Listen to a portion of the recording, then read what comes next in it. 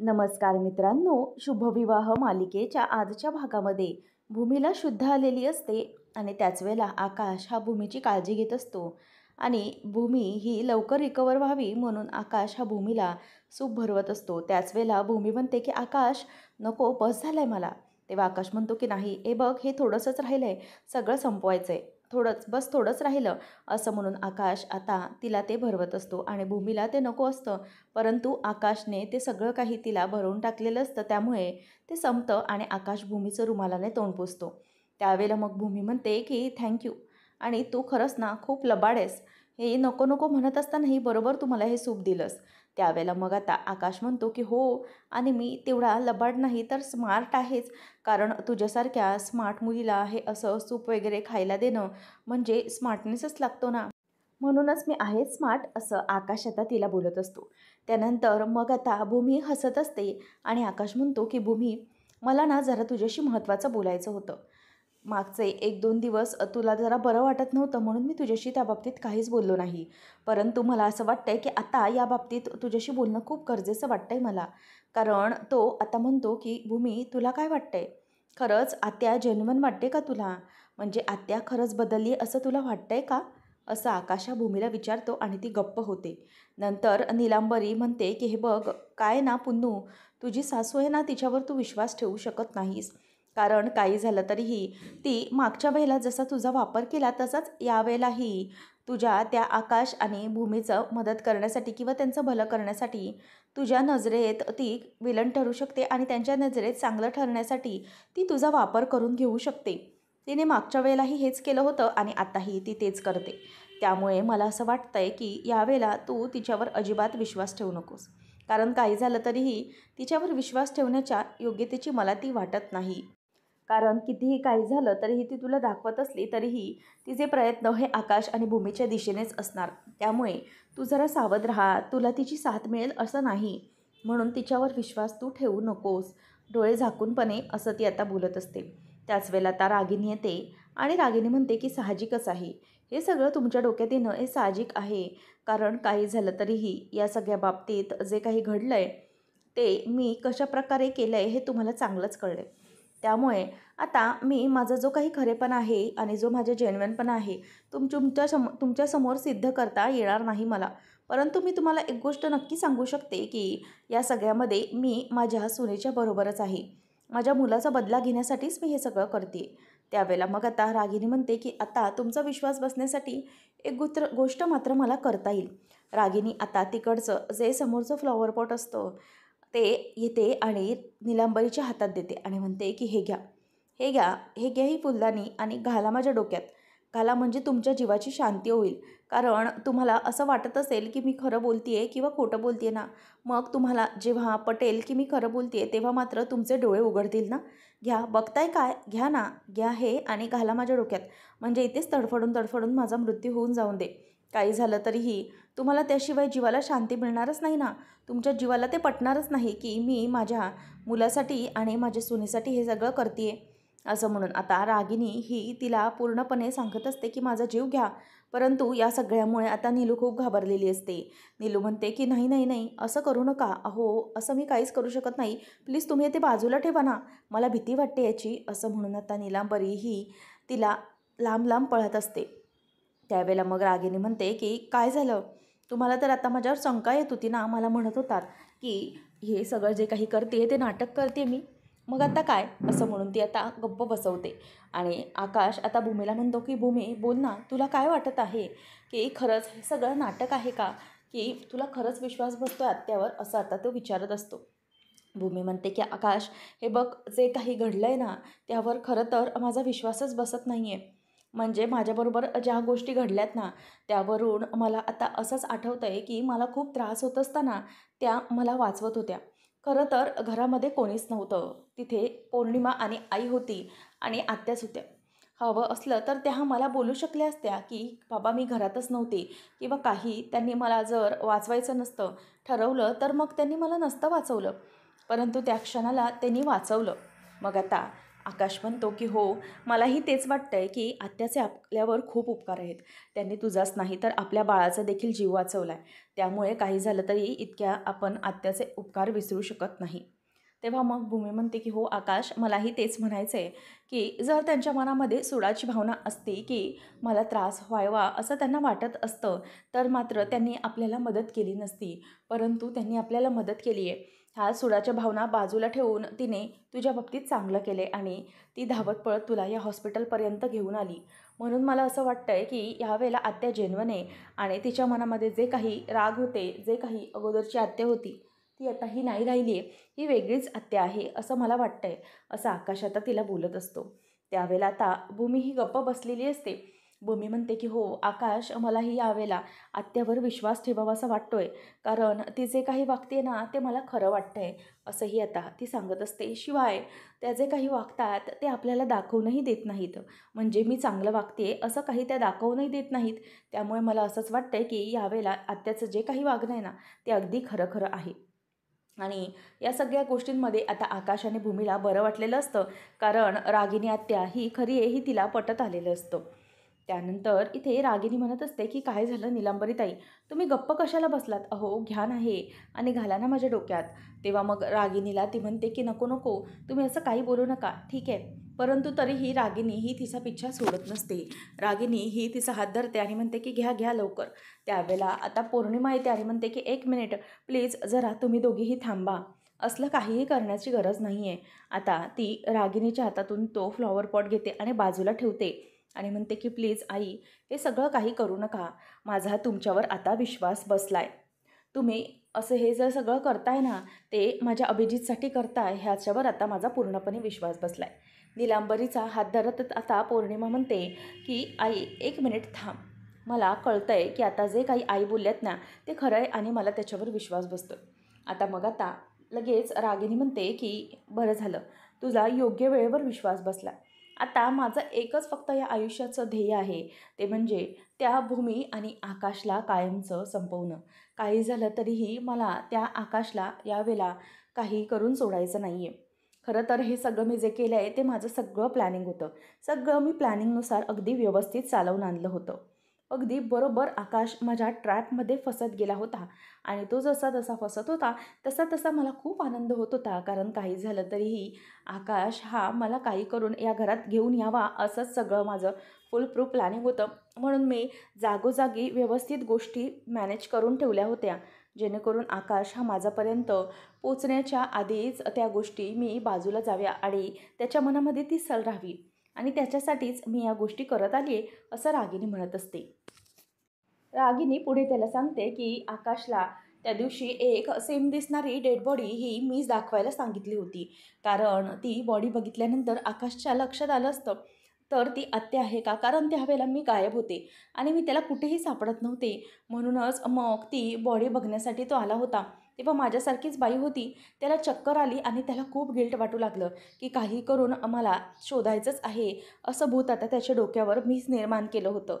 आणि त्यानंतर मग गणेशोत्सवाच्या दिवशी मीच त्या भिकाऱ्यांच्या लाईनमध्ये जाऊन बसले होते, जेणेकरून त्याने मला बघावं आणि त्याला बघून त्याला त्याला हे सगळं बघून अस्वस्थ व्हावी.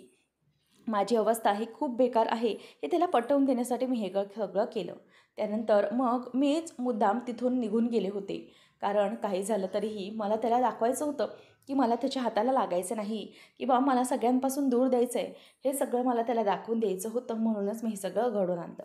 त्यानंतर मग रागिनी म्हणते की माझ्याच एका माणसाला मी आकाशला कॉल करायला सांगितला होता की रागिनी पटवर्धन सापडली आहे, म्हणून त्या माणसाने आकाशला तातडीने बोलावून घेतलं आणि मग मीच मुद्दाम तिकडून गायब झाले होते. जेव्हा आकाश आला तेव्हा त्या माणसाची बायको म्हणायला लागली की त्या अगोदरच निघून गेल्यात. हे सगळं मीच मॅनेज केलं होतं, जेणेकरून आकाशच्या मनामध्ये सल राहावी की मला रागिनी आत्याला शोधायचं आहे, तिला भेटायचं आहे. नंतर जेव्हा आकाशवर मी फायनल घाव घातला तेव्हा मुद्दामच जिथे माझा अभिजित गेला होता त्या ठिकाणी मी आहे असं आकाशला दाखवलं, कारण तेही माझाच प्लॅन होता. माझंच एका माणसाने त्या गायकवाडला सांगितलं आणि गायकवाडने परिणामी आकाशपर्यंत ही बाब पोचवली आणि नंतर मग आकाश हा तिथे माझ्यापर्यंत येऊन पोचला. त्या वॉचमन आणि बाकीचे वडापाववाला, बाकीची सगळी गर्दी ही ती सगळी माझीच माणसं होती. त्याच माणसांनी हे सगळं मॅनेज केलं होतं. तेव्हा मग रागिनीला नीलांबरी म्हणते की म्हणजे ते सगळं तुमचं नाटक होतं जीव देण्याचं? तेव्हा रागिनी म्हणते की हो, ते सगळं माझं नाटक होतं. काही करून मला तिला धडा शिकवायचाच होता, म्हणून मी हे सगळं केलं होतं. पौर्णिमा म्हणते की मग मग नंतर काय झालं होतं? तेव्हा मग आता रागिनी म्हणालेली असते की हे सगळं मी मुद्दाम घडवलं, कारण आकाशला कळलं पाहिजे की मी जीव देते. मला हा जीव नकोसा झाला आहे, मला कोणात काही रस नाही, हेच त्याला मला दाखवून द्यायचं होतं. आणि म्हणूनच मी तिकडे जीव देण्याचं नाटक करत होते, जेणेकरून मी माझ्या अंगावर रॉकेल ओतून घेतलं. आणि जेव्हा मी स्वतःला पेट घेण्याचा प्रयत्न करत होता ना, त्यावेळेला तेच घडलं. खरं तर आकाशने मला इथे नाही आणलं आहे, तर मी इथे स्वतःला आकाशला घेऊन यायला भाग पाडलेला आहे. कारण जेव्हा मी स्वतःला पेटवून घ्यायला निघाले, तेव्हा पाहिजे तसाच घाव घडला. कारण आकाशला त्यावेळेला काहीच दुसरा पर्याय नव्हता. आणि आकाशने मला शपथ घातली आणि मला जे हवं तेच घडलं. आकाश हा इथपर्यंत मला घेऊन आला. आणि ज्या दिवशी मी इथे आले ना घरात, त्या दिवशी एकादशी असते. आणि जया एकादशीच्या दिवशी ज्याचा अकाली मृत्यू होतो घरातला, त्यांच्यासाठी ही पूजा त्याचा आत्मा शांत करण्यासाठी केली जाते. आणि त्याच दिवशी तुमच्या त्या जया एकादशीच्या दिवशीच या महाजनांचा घरामध्ये पुन्हा एक भूत शिरलं. आणि ते या रागिनीच्या रूपाने शिरलं. आणि जेव्हा मग भूमी या सगळ्याची पूजा करत होती ना, त्याच वेळेला नेमका मी या घरामध्ये प्रवेश केला होता. आणि या घरामध्ये प्रवेश केल्यानंतर जेव्हा आकाश हा मला घेऊन आला, तेव्हा मला त्या भूमीचा चेहरा अगदी बघण्यासारखा वाटत होता. जेव्हा भूमी ही देवासमोर पूजा करत असते, तेव्हा लाईट गेलेल्या असतात. आणि भूमी म्हणते की अचानक लाईट्स कशा काय गेल्या? आजी म्हणते की हा कुठला अशुभ संकेत तर नाही ना? आणि भूमी म्हणालेली असते की मी कायम माझ्या घरामध्ये दिवा लावून प्रत्येक वेळेला अंधकार बाजूला करणं हे माझं कर्तव्य आहे. तेवढ्यातच रागिनी ही समोर आलेली असते आणि सगळ्यांना धक्का बसलेला असतो.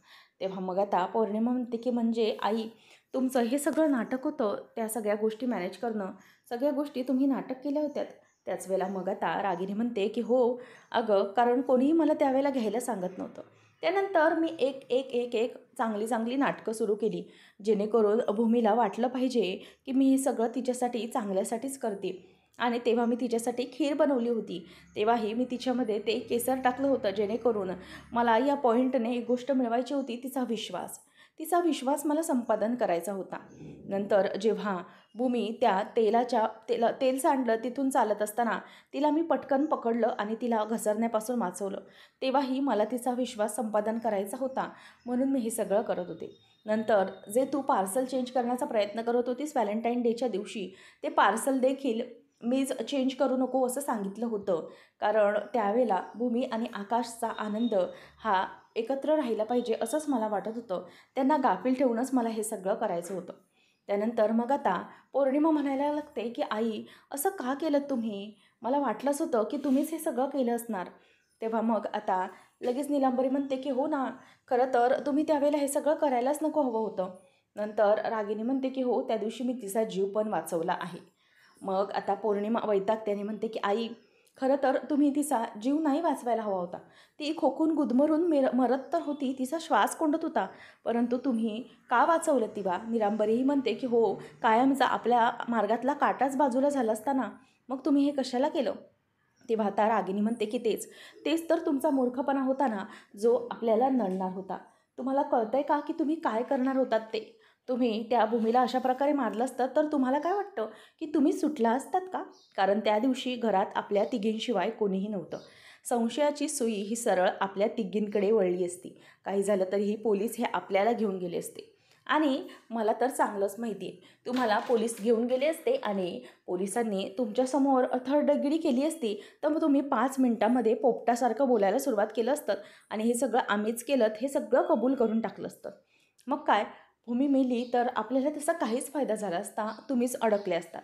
माझं काय, माझं ठीक आहे, मी काहीही बोलू शकणार नाही, कारण माझी गेंड्याची कातडी आहे. आता या सगळ्यामधून तावून सलाखून मी बाहेर निघालेली आहे. त्यामुळे मला आता या सगळ्याशी काहीच फरक पडत नाही. कोणी काय करो किंवा काय नाही, मला त्याच्याशी काहीच कळत नाही. कारण मी या सगळ्यातून आता गेलेली आहे आणि पूर्णपणे शिकली आहे की काय करायचे ते. त्यामुळेच मी असं केलं. मी स्वतःला तर वाचवलं असतंच, परंतु तुम्ही मात्र अडकले असतात. म्हणूनच त्यावेळेला मला त्या भूमीला वाचवणं हे गरजेचं वाटलं. कारण हे जर मी केलं तर त्या भूमीचा मी जो काही विश्वास आहे तो संपादन करू शकेन असं मला वाटलं. म्हणूनच मी ही गोष्ट घडवून आणली. परंतु तुमच्या दोघींच्या मूर्खपणामुळे हे सगळं असं पाण्यासारखं विस्कटून गेलं असतं. म्हणूनच त्या सगळ्याचाच फायदा घेण्याचं मी ठरवलं आणि म्हणूनच मी भूमीला इकडे हॉस्पिटलमध्ये घेऊन गेले. कारण या सगळ्यामध्ये आपण अडकले गेलो असतो. काही झालं तरी आपला हेतू साध्य झाला नसता. त्या भूमीला काही झालं असतं तरीही आपण पकडले गेलो असतो. आता असं करायचं आहे की आपणच सगळ्या गोष्टी करायच्या, परंतु असं दाखवायचं की आपण काही केलेलं नाही. कारण एकदा की भूमीचा विश्वास संपादन झाला, त्या दोघांना इतकं मी चांगुलपणा दाखवणार, त्यांच्याशी मी इतकं चांगलं वागणार, जेणेकरून त्यांना वाटलं पाहिजे की हे जे काही करते किंवा त्यांच्या बाबतीत काही चुकीचं घडलं तरी त्यांना संशय येता कामा नये की बाबा हे सगळं कोणी केलं आहे. मी त्यांच्याशी इतकं प्रेमाने आणि गोडी गुलाबीने वागेन ना की त्यांना कळणारही नाही की त्यांच्या घशाखाली मी सुरा ठेवला आहे. इतकं अलगदपणे मी त्यांचा हा जीव घेईन. परंतु मला त्यांना असं साधंसुद्धा मरण द्यायचं नाही आहे. मला त्यांना तडफडून मारायचं आहे आणि मला आकाशचाही पूर्ण बदला घ्यायचा आहे. माझा मुलगा गेला आहे, त्या बदले मला आकाशचा बदला घ्यायचा आहे. काही झालं तरी माझ्या मुलाला जोपर्यंत शांती मिळणार नाही तोपर्यंत मी ह्या गोष्टी करतच राहणार. त्यानंतर मग आता रागिनी म्हणते की तुम्ही दोघी एक गोष्ट लक्षात ठेवा. तुम्ही जे काही करताय ना ते चालू ठेवा आणि मी जे काही करते ती माझं काम मी चालू ठेवून, जेणेकरून कोणाला काही संशय येणार नाही. क्लिअर? असं म्हटल्यावर आता पौर्णिमा हो आई असं म्हणते. नंतर रागिनी म्हणत असते की काही झालं तरी आता तुम्ही एक गोष्ट लक्षात ठेवा, ते म्हणजे त्याला कळून द्यायचं नाही की आपण एकत्र आहोत. तुम्ही तुमचं काम करा आणि मी आता माझ्या अभिजितला हे सगळं न्याय मिळवून देण्यासाठी करत आहे. मला आता हे पैसे, सत्ता, प्रॉपर्टी याच्यामध्ये काही इंटरेस्ट राहिला नाही आहे. मला फक्त आता एकच कळतं आहे, ते म्हणजे माझा बदला. मला माझा बदला घ्यायचा आहे आणि मला माझा बदला पूर्ण करायचा आहे. काही झालं तरीही मला हे असं शांत बसायचं नाही आहे, असं रागिनीही बोलत असते. त्यावेळेला आता पौर्णिमा ही तिच्याकडे बघतच बसलेली असते आणि पौर्णिमाकडे बघतच रागिनी म्हणत असते की आता फक्त एकच शपथ घ्यायची, ती म्हणजे आपण तिघींनी मिळून आता एक शपथ घेऊया, ती ते आकाशचा पूर्णपणे पर्दाफाश करायचा आहे आणि आकाशला आता या आयुष्यातून उठवायचं आहे, त्याला तडफडून मृत्यू द्यायचा आहे. आता माझ्या आयुष्याचं फक्त आणि फक्त एकच ध्येय आहे, ते म्हणजे आकाशला त्रास देणं आणि या सगळ्यामधूनच आता आकाशला मी सोडणार नाही, असं रागिनी आता बोलून दाखवत असते. आणि त्याच वेळेला रागिनी हे सगळं बोलत असताना तिकडे आता पौर्णिमा देखील असते आणि पौर्णिमा देखील म्हणते की हो आई मी पण तुमच्यासोबत आहे. आणि त्याच वेळेला नीलू देखील असते, ती देखील हात ठेवते आणि म्हणते की हो आता आपण तिघींनी शपथ घेऊया की काही झालं तरीही आकाश आणि भूमीला शांत बसू द्यायचं नाही, असं आता त्या तिघींनीही ठरवलेलं असतं. आणि रागिनीच्या डोळ्यामध्ये आत्ता पाणी आलेलं असतं, कारण तिला तिच्या मुलाला न्याय मिळवून द्यायचा असतो, तिच्या आत्म्याला शांती मिळवून द्यायची असते. नंतर आपल्याला पाहायला मिळतं की भूमीला डिस्चार्ज मिळत असतो आणि आजी म्हणत असते की भूमी हा घे योगेश्वरी आईचा अंगारा, तुला लवकर लवकर बरं वाटेल. आता तसंही तुला डिस्चार्ज मिळतो आहे, तू लवकरच घरी येतेस. तेव्हा मग आता हे सगळं होत असताना मानसी म्हणते की आई थांबा, आपण ना सगळी औषधं वगैरे सगळं काही घेऊया. म्हणून मानसी ते घेत असते आणि नंतर मानसी म्हणते की ताई आता ना मी एक काम करणार आहे, आता ना आपण तुला सोडून ना असं कुठेही जायचं नाही, तुला एकट्याला सोडून आम्ही कुठेच जाणार नाही. त्यावेळेला मग आता आकाश म्हणतो की एक्झॅक्टली मानसी हे बरोबर बोललीस तू, हिला एकटीला सोडून कुठेच जायचं नाही, कारण ही आहे ती कधीही काही झालं तरीही आपली काळजी घेणार नाही. म्हणून आता हिला कुठेही आपण एकटं सोडायचं नाही. त्याच वेळेला आता आकाश म्हणत असतो की भूमी ही पक्की डॅम्बिस आहे, ती तिचं काम व्यवस्थित करेल परंतु आपल्याला काळजी देत राहणार. तेव्हा मग आता इथे तो म्हणत असतो की हो ना आज थोडक्यात बचावलं म्हणून ठीक आहे. तेवढ्यातच आजी म्हणते की हो रे बाबा, रागिनी होती म्हणूनच थोडक्यातच बचावलं सगळं. खरं तर तिनेच सगळं मॅनेज केलं, तिनेच भूमीला इथे आणलं. खरंच तिचे आभार मानावेत या बाबतीत तेवढे थोडे आहेत, असं आता आजी ही त्याला सांगत असते. आणि त्यानंतर मग आता सिस्टर येते आणि सिस्टर म्हणते की हे घ्या मिस्टर महाजन, ही मिसेस महाजनची फाईल आहे आणि त्यांचे गोळ्या औषधं वगैरे सगळं यामध्ये नमूद आहे आणि डिस्चार्ज पेपर देखील याच्यामध्ये आहे. त्याच वेळेला आता ती फाईल आकाशच्या हातामध्ये जाते आणि आकाश ते पेपर्स वाचायला जाणार तेवढ्यातच भूमीला तो क्षण आठवतो, ज्या क्षणाला डॉक्टरांना भूमीने सांगितलेलं असतं की आकाशला माझ्या प्रेग्नन्सीच्या कॉम्प्लिकेशन्सबद्दल काहीही कळून देऊ नका, कारण तो हळवा आहे आणि तो या सगळ्यामध्ये स्वतःला सहन करू शकणार नाही. म्हणून तेवढ्यात भूमी ते पेपर्स काढून घेते. आकाश म्हणतो की भूमी, अगं काय झालं, दे मी ते पेपर्स वाचतो, त्याप्रमाणे मला काही बघायचं औषधं वगैरे आहेत का. तेव्हा भूमी म्हणते की नाही आकाश, अरे हेच ते पेपर्स आहेत, त्याच्यामध्ये इतकं काय, अरे बाकी काही नाही, काय ना तुम्ही मलापासून कालपासून खूप माझ्यासाठी काहीतरी करताय, म्हणून आता मला ना ते गिल्ट वाटतंय, त्याच्यासाठी आता प्लीज तुम्ही, मी फाईल धरते, तुम्ही प्लीज चला. त्यावेळेला आता आकाश म्हणतो की बरं ठीक आहे, काहीच हरकत नाही, पण मी जर काही डॉक्टरने इन्स्ट्रक्शन्स वगैरे दिलेत का ते बघत होतो. तेव्हा आता भूमी म्हणते की अरे नाही आकाश, सगळं डॉक्टर माझ्याशी बोलल्यात, काहीच काळजीचं कारण नाही आहे. तेव्हा मग आकाश बाकीच्या सगळ्या वस्तू कलेक्ट करत असतो, भूमीची औषधं घेत असतो. भूमी मनातल्या मनात म्हणते की थँक गॉड, बरं झालं आकाशला माझ्याबद्दल काही संशय आला नाही, नाहीतर खूप मोठा प्रॉब्लेम होऊन बसला असता. तर इथे आता रागिनी ही डॉक्टरला येऊन बाहेर भेटते आणि तिच्या गळ्यामध्ये हार घालून तिच्या पाया पडत म्हणते की खरंच तुम्ही देव आहात आणि म्हणूनच तुमचे आभार मानले पाहिजेत. तुमच्यामुळे आज आमची भूमी अगदी सुखरूप आहे. खरंच तुम्ही खूप व्यवस्थित ट्रीटमेंट दिलीत. त्यावेळेला मग आता डॉक्टर म्हणते की अहो आमचं ते कामच आहे, परंतु तुम्ही खूप धावपळ केली, तुम्ही व्यवस्थित अगदी वेळेवर तिला तिथपर्यंत पोहोचवलंत, म्हणून तर आम्ही उपचार करू शकलो ना योग्य रीतीने. तेव्हा मग रागिनी म्हणते की हो, परंतु मला सांगा की भूमी तर धूप अगदी घरभर रोज फिरवते, तिच्यासाठी ते काही नवीन नाही, मग तिला या सगळ्याचा त्रास कसा झाला, तिला नेमकं पोटात कसं दुखू लागलं, कुठल्या गोष्टीमुळे तुला हा त्रास व्हायला लागला, असं सगळं आता रागिनी ही खोदून खोदून त्या मॅडमला विचारत असते. ती म्हणते की खरं बघायला गेलं तर भूमीला असा कोणत्याही प्रकारचा त्रास होत नाही, परंतु हाच तिला त्रास काय झाला, नेमकं काही भूमीच्या बाबतीत आहे का जे ती सगळं लपवतीये, असं आता इथे डॉक्टरांना रागिनी विचारायला लागते. आणि रागिनी आता त्याच बाबतीमध्ये तिच्याकडे तिच्या उत्तराची अपेक्षा करत असते आणि डॉक्टर मॅडमला काय बोलावं हे काही सुचत नसतं, कारण रागिनीने बरोबरच तिची नस ओळखलेली असते. पुढच्या भागामध्ये आपण पाहणार आहोत आकाश आणि भूमी हे घरी येत असतात. भूमीने हातातच फाईल धरलेली असते. त्यावेळेला आता आकाश हा तिला आतमध्ये घेऊन येत असताना लगेच समोर काटे दिसतात. त्याच वेळेला काटे असल्यामुळे भूमी तिथल्या तिथेच थांबते, कारण तिच्या वाटेमध्ये ते लाकडाचे सगळ्या बारीक बारीक काट्या टाकून ठेवलेल्या असतात. आता ते पाहून आकाश आणि भूमी यांना धक्का बसतो. त्याच्यानंतर इथे आता मानसी ही बाजूला उभी असते. ती म्हणते की ताई हे सगळं काय आहे, आणि तेवढ्यातच पौर्णिमा म्हणते की भूमी काय ना, तुझ्या आयुष्यामध्ये असेच काटे येणार आहेत. तेवढ्यात आता भूमी ही तिला म्हणायला लागते की काय गं पौर्णिमा, खरं तर मी धूप तर नेहमीच घरभर फिरवत असते, मला त्या धुपाचा त्रास होत नाही, पण त्या धूपदाणीमध्ये मिरच्या वगैरे तूच टाकून ठेवल्या होत्यास ना, ज्याने त्याचा धूर झाला आणि त्याचा मला त्रास झाला, तूच हे सगळं कारस्थान केलं होतंस ना, असं ती तिला आता विचारते. त्याच वेळेला आता तिला काय बोलावं हे काहीच सुचत नसतं आणि पौर्णिमाला काय बोलावं हे काही कळल्यामुळे ती गप्प तिथेच उभी असते. त्यानंतर भूमीने बरोबर तिचं कटकारस्थान ओळखलेलं असतं. आता मात्र पौर्णिमा काहीच बोलायला तयार नसते. ती म्हणते की छे, मी कशाला कुठे काय करू, मी कुठे काय केलं आहे, असं ती मुद्दामच आता बोलून दाखवत असते. परंतु भूमीला माहिती असतं की पौर्णिमा तू हे सगळं मुद्दाम केलं आहेस, मला त्रास देण्यासाठी हे सगळं तू केलं आहेस, बरोबर ना, असं आता भूमी ही तिला विचारते आणि तिच्याकडे काहीच त्याचं उत्तर नसतं.